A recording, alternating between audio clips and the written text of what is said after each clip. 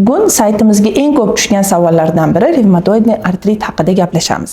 Revmatoidniy artrit bu surunkali autoimmun kasallik bo'lib, unda insonning immun tizimi xato tarzda o'zining bo'g'imlariga qarshi hujum qiladi.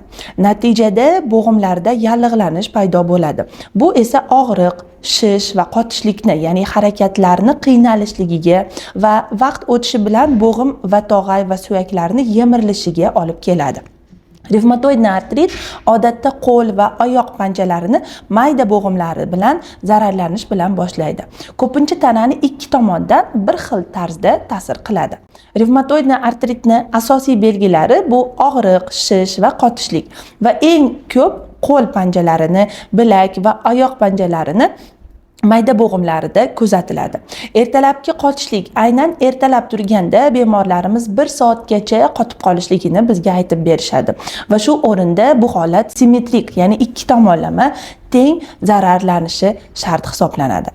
Revmatoidniy artritni bo'g'imlardan tashqari asoratlaridan biri bu o'pka, yurak, qon tomirlar va teri, hattoki suyak ko'migini, ya'ni kostniy mozgni zararlanishligi mumkin.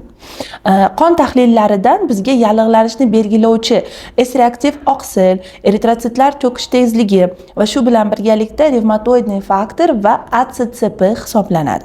Lekin ba'zi bir holatlarimizda seronegativ, ya'ni qonda ACCP va revmatoidniy artrit yo'q, lekin kasallikni belgilari bo'lishligi mumkin. Davolash usullari esa revmatoidniy artrit to'liq tuzaladigan kasallik emas. Biroq uni nazorat ostida olish mumkin. Vaqtida boshlangan davolash, og'riqni kamaytirish va kasallikni rivojlantirishni sekinlashtirish va bo'g'imlarni yemirilishiga yo'l qo'ymaslik biz revmatologlarning vazifasidir.